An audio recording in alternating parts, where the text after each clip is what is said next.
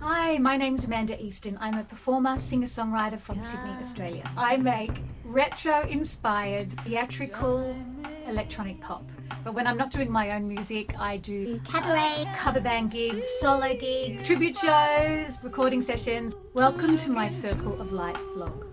But I'll be watching you from here. I arrived at my gig half an hour early and I thought this is the perfect time to do my video log because I'm a week behind.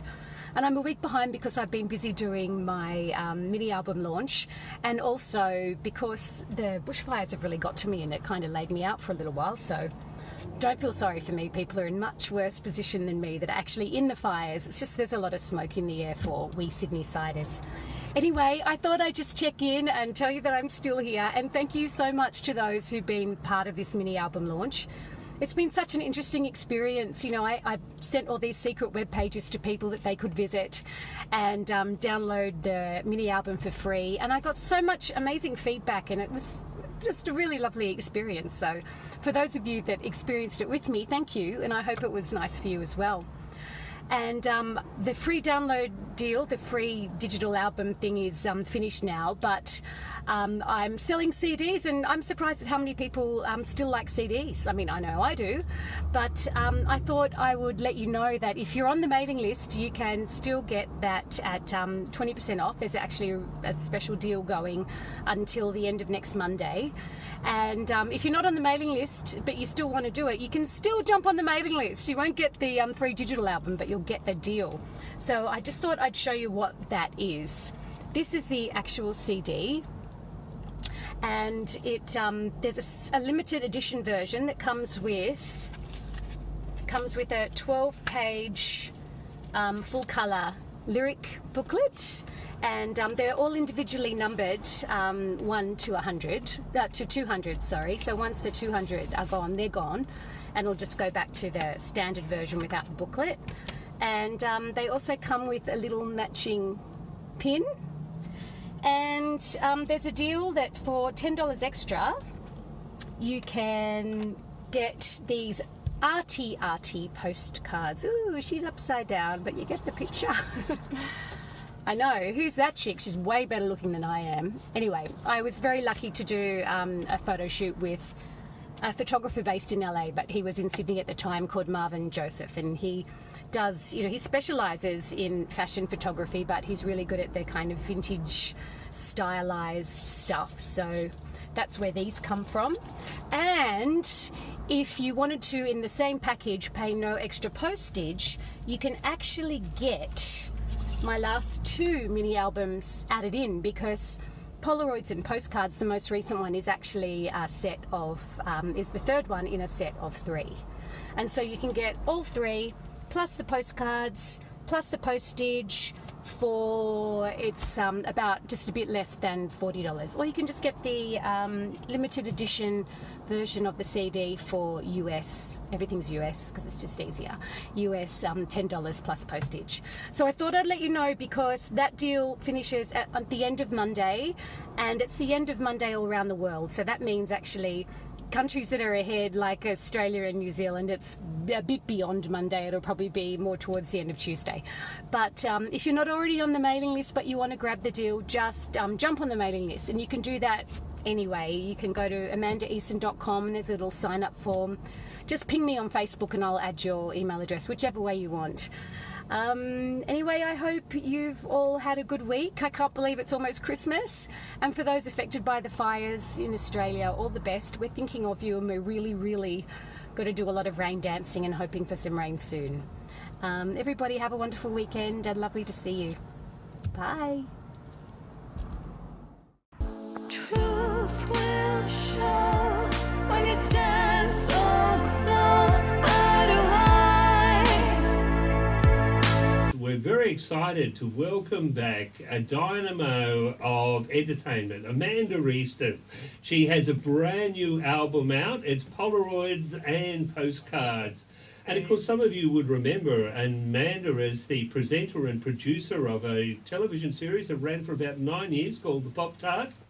And we'll talk to her about that a little bit later, but many of you have probably seen her because she's a very busy lady performing around the Sydney club circuit. So do sit back, do enjoy the wonderful music of Amanda Easton. This is Alive 90.5 at the Australian Spectrum Show. Amanda. Hello, thanks so much for having me. Now, look, yeah, because I remember, was it Chanteuse was your first album? Well, I do have an album before that, but Oh, do sometimes you? I pretend it doesn't exist. Oh, And you know okay. how they say that if you love your earlier work, whatever kind of creative person Yeah. you are, then there's kind of something wrong because you want to be Yeah. able to improve from then. Oh, so I okay. look back at that first album, there's a few songs I like on there, but mostly I'm like, no! Oh, right. So let's say Chanteuse is my first album. Yeah, no, well, it was the first time you came on the show. Yes. And of course, you came on the show as part of also one of the women involved in the Every Woman Festival, which used to be an annual festival celebrating International Women's Day. Yep. And yourself and a number of people like Sophie Serafino, Sally Street, Mazak. Tansy Mayhew, Yes, and of course raise funds for various women's charities. So that's sort of where it all started with you coming on the show with that Yeah. particular album and that particular cause. But I've been following your career since then. You're such a busy performer. You're doing daytime cabaret shows. Yeah. You're doing weekend and even midweek shows. Yeah. Yeah, gee, you're heavily booked. Well, I'm just that kind of person that gets itchy feet, I think. I like doing Yeah. lots of things. And I'm lucky that I think it would be very difficult to make a full-time career just in one style in Yeah. this city anyway. So it's lucky for me that I actually like doing cabaret and I like doing Yeah. solo gigs and I like big band gigs and everything Yeah. that I do. So And you've been part of some monumental tribute shows. yes. And also sometimes singing harmony for various people like Richard Clapton, Yeah. but also for Powderfinger. Wasn't it Yes. their last gig That was at the Arias actually. at the Arias? Yeah. Yeah. So that was amazing. Now, what was that gig you did recently with when the Soul Messengers and yourself were both in the same place at the same time? Well, it was actually a fundraiser for another radio station. Oh, You know what? We have to do one for you guys. yeah. Oh, that was Northside's one. It was, Yes. because, you know, Community radio. we wouldn't Yeah. be anywhere without community radio. I mean, it's such Yeah. an important part of the music industry. And so that's, you know, Simon put Yeah. that fundraise together. Oh, good on And him. I appear as a backing vocalist on their albums anyway. But as a solo performer, he Yeah. invited me to join the Soul Messengers as well as Julianne DeSisto and Liza Olbach. And I'm sure you know Liza. Liza's been on Yes. with many times, and Yes. we've had her on with her latest album, Mercy Train. Mercy Train, which is is doing charting, so well. charting in America and Yeah. rocket up in the Australian charts as well. Yeah, I think I'm so proud of her. And Yeah. we're good friends, but we do a lot of shows together. We do the Yeah. First Ladies of Soul tribute show together. Yes. And we've done lots of backing vocals together because, you know, she's Right. a harmony queen Yeah. as Look, well. So. later on, we're going to talk about some of the tribute shows. We're going to talk about some of your cabaret.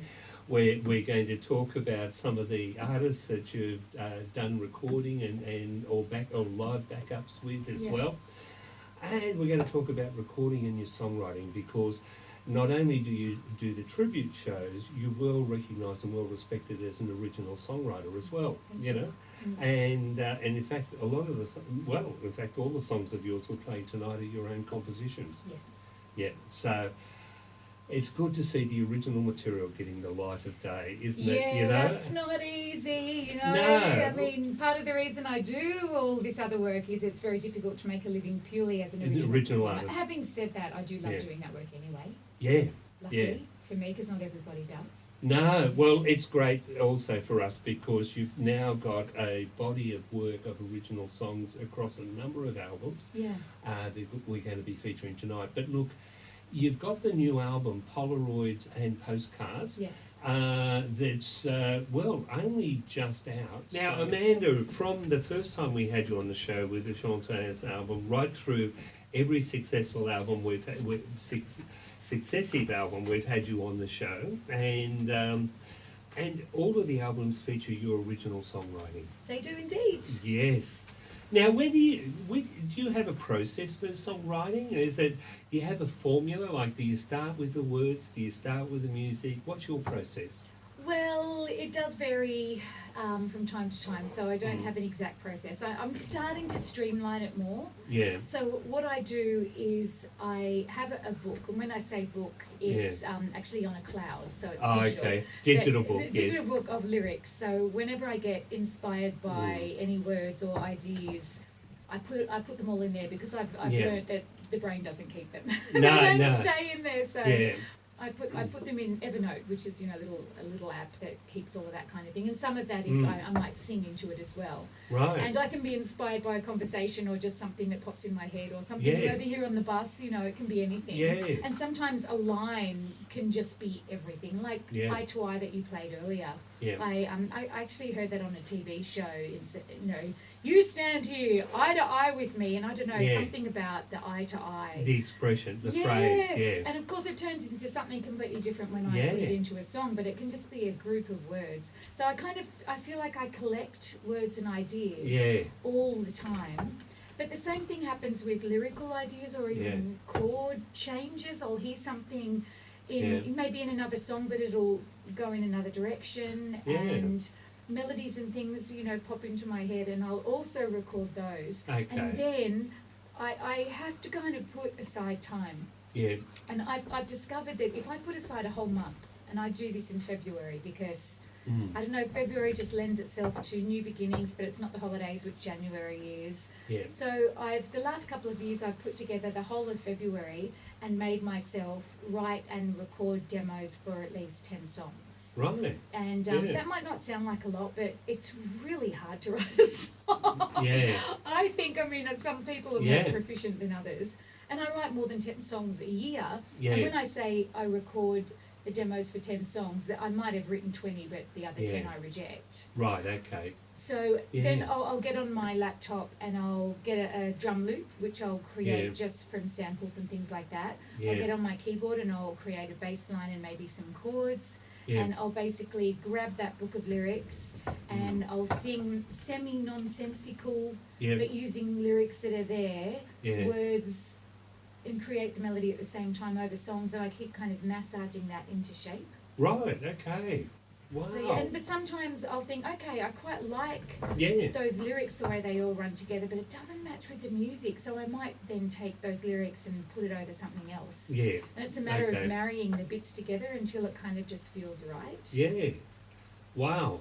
There's a lot involved in it, when we get in our car in peak hour traffic, turn on the radio, hear this sweet song and take it totally for granted. And you go, oh, that's rubbish, and turn it off, and you think that's somebody's months of pain. And No, there's a lot to it, isn't there, to pull it together. And some of the songs, like, in fact, even in your repertoire, there's songs like There Was Once a Day When It Didn't Exist, and then next minute there's the whole shebang. And then once you've heard the whole shebang, you can't forget it. And other songs that you've written like that, where they're sort of stuck in your mind. That's the idea. Like Moshi Moshi, Less Ordinary, all of some of those songs that we opened the show with, but one day they didn't exist. And that's what I love about it. You're creating something out of nothing, but at the same time, where there was nothing. Yeah. But it's actually usually a whole lot of experiences kind of and emotions jammed together in this 3.5 minute piece of music. Yeah, no, brilliant. And, you've given us a real insight there in terms of the process that it will go through before it becomes a finished song. It's just not easy, it's not automatic. And the biggest trick, the biggest lesson I've learned for me to improve my songwriting is don't judge it. Especially when I'm singing nonsensical or semi-nonsensical lyrics over this music, it's easy to go, oh, that sounds naff, that sounds cheesy, that's stupid. People are going to say it. It's like, no, don't do that. Just keep going until you've got something that's worth working on. Then you get to the next level, because if you judge it too early, it'll never get anywhere. Right, okay. So even if I think, oh, it's a bit rubbish, I'll keep going. And eventually I'll make the call, whether to continue it or not. But at the beginning, when, the idea is so new, I think I just push through and finish something. Yeah, no, good on you. I've often heard, and when I've had even people like Mike McClellan, they'll record a lot more of their songs than actually Than you ever hear. than you ever hear that come Yeah. on an album, and they even take a song sometimes to the full point of a full recording studio, the whole band, and then sit back and say, nah, Nah. it gets cut, you know, like Yeah. there's all these different stages of culling type Yeah. of thing. And then we remember, you know, the songs that that you did release or other people release, you know, type of thing. Yeah, but there's a whole bank of other stuff that you'll never hear. Yeah. I'm of the generation of vinyl LPs and CDs. Vinyl's I- next for the next release. Oh, wow. Yeah. But look, this is amazing artwork. Look, what I've got to do, when we come back, we're going to talk about the artwork and the packaging Yeah, I'd love of the to. actual CD. Yeah. I love album cover art. Always have from the old too. days of when Dean Torrance, who used to be in a group called Jan and Dean, he had a firm in Los Angeles where he designed album covers for a whole lot of us. And I've loved album cover art Yeah. ever since, you know. And yours is stunning in presentation. Thank you. But we're going to talk about that, but we're going to have some more music. 19th of December, you got Lazy Bones Lounge at Marrickville. Yeah, that's the brand new tribute show, which is Nile Rodgers. Right. A Nile Rodgers tribute show. And not everybody knows who Nile is, No. but you definitely know the music. Right. He's a guitarist. He's an American guitarist. And he was responsible for hits from the 70s. I don't know if you remember the disco band Chic, Yes. but you know, Chic Le Freak. Yeah. And all of that stuff. But since then, he's worked as a guitarist, songwriter, and producer on Like a Virgin, Madonna, Yeah. Let's Dance, David Bowie, Right. Get Lucky, Daft Punk, like amazing breadth Yeah. of music, and a lot of it, well, pretty much all of it really funky, dancey stuff. So we're putting Yeah. all the songs together in a big show with amazing musicians, and it's just like Right. going to be dance floor fun. Yeah, okay. And that's at Lazy That's at Bones Lazy Lounge. Bones. That's kind Yeah. of a preview show. Yeah. Wow. So that's the 19th of December at 8 Yeah. p.m. Then the 21st of December, you got the Brass Monkey at Cronulla. Oh, it's one of my favourite venues. Yeah, it's sort of Yeah. like the basement of the southern It suburbs. is. That's what Yeah. I always say. And Yeah. just the fact that they have really great food and that the Yeah. whole place is set up for live music. It's Yeah. like really respectful for live music. Yeah. Which is not every venue, unfortunately, you No. can say that about. But that it's a lovely little venue. Hey, yeah, great artwork. And it's got a sort of a little bit of a retro feel, like where Definitely. you're standing on the turntable of a retro key, Yeah, it's a gramophone. Yeah. the gramophone, yes. And then you open it up, and great art collection there. You've got the Polaroids with the Japan images, and it's just brilliant artwork. Thank you. Yeah, and very interesting artwork. It's one of those things where You have to look at it a bit, don't you, to kind of get it? You do. Yeah, and there's It- lots of detail in it. it's not just a single scan. You, Yeah. you look at it Yeah. and you've got to study it and study the composition of the elements of the artwork.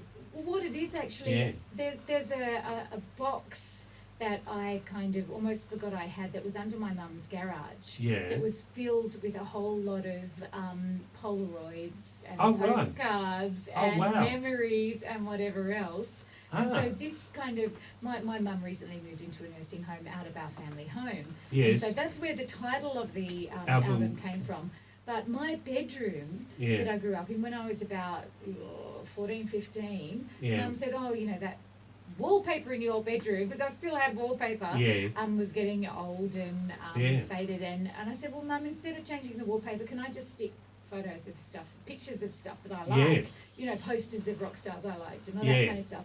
Anyway, I made my entire bedroom wall turned into a collage. Oh, right. So it was pictures from different magazines, fashion Yeah. photos. I was into surfing, and so surf Yeah. photos and all the rock stars I loved. Yeah. And so this, if you look at this artwork, it's actually collage. Yeah. So it's all little bits of icons and different pictures and whatever that I found this Brazilian collage artist, and I gave Yeah. her a whole lot of different photos, Yeah. and she created it with me.